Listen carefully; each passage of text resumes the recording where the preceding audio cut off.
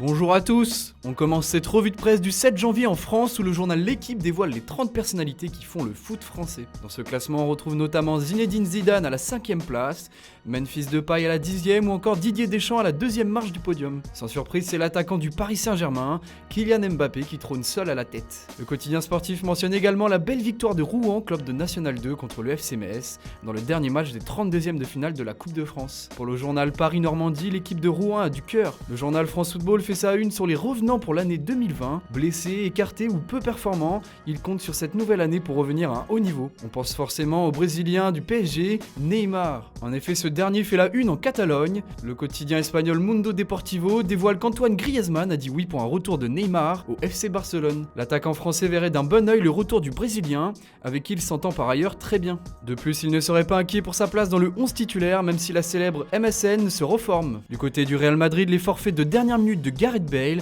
Karim Benzema et Rodrigo ne font pas les affaires du club espagnol. Zinedine Zidane devra faire sans ses rois pour aller affronter Valence demain soir, comme le souligne le journal AS. En effet, les merengues affronteront les Valencians dans le cadre de la Supercoupe d'Espagne. Cette dernière a évolué dans un nouveau format, passant à 3 matchs et 4 équipes. L'édition de cette année se jouera en Arabie Saoudite, dans la ville de Jeddah. On passe en Italie où la concurrence entre l'Inter Milan et la Juventus fait rage. Le duel entre les deux rois mages est sans répit, titre la Gazzetta dello Sport. En effet, la Juve de Cristiano Ronaldo a gagné hier sur le score de 4-0 face à Cagliari avec un triplé du Portugais. Quant au club milanais, il s'est imposé 3-1 sur la pelouse du Napoli de Gennaro Gattuso grâce à un doublé de Romelu Lukaku.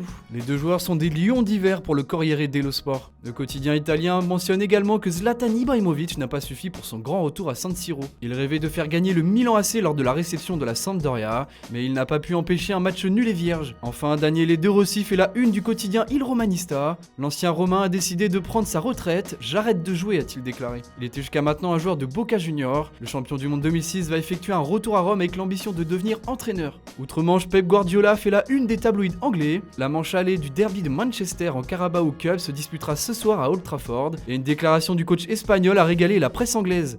En effet, Pep a déclaré « Jamais je n'entraînerai Manchester United », comme le titre le Daily Mirror. Une punchline qui fera le bonheur des supporters Citizens et qui lance déjà le derby de ce soir. On reste en Angleterre où la victoire d'Arsenal face aux Leeds de Marcelo Bielsa fait couler beaucoup d'encre. Comme le rapporte le quotidien Daily Mirror, les Gunners sont en plein progrès. Les hommes de Mikel Arteta enchaînent une deuxième victoire d'affilée grâce au but du jeune Reiss Nelson, après celle obtenue contre United en Premier League. Mais un fait de jeu a marqué la rencontre. Alexandre Lacazette aurait dû recevoir un carton rouge pour une faute sur le défenseur de Leeds, Gaetano Berardi. Le chanceux Lacazette peut remercier la VAR, souligne le Daily Star. Voilà, c'est tout pour aujourd'hui. On se retrouve dès demain matin pour une nouvelle revue de presse. A très bientôt pour une nouvelle vidéo sur Foot Mercato.